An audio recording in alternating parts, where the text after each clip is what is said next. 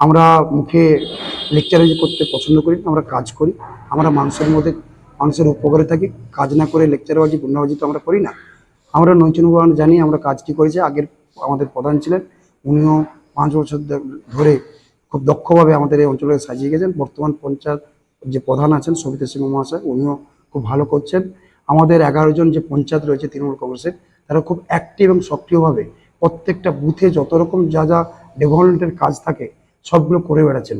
আমরা শুধু গুন্ডাবাজি করার জন্য বা ধমকি ধমকা দিয়ে ভোট নিতে যাই না।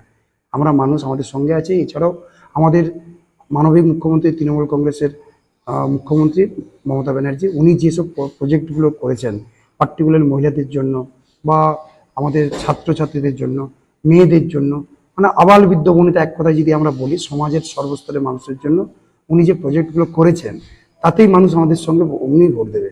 আর কেউ কেন বললো এগুলো ওনার ব্যাপার।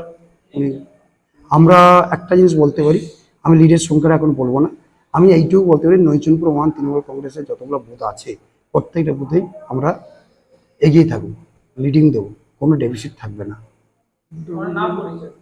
আমি সনদ জ্ঞান, সভাপতি নৈচুনপুর 1 তৃণমূল কংগ্রেস কমিটি।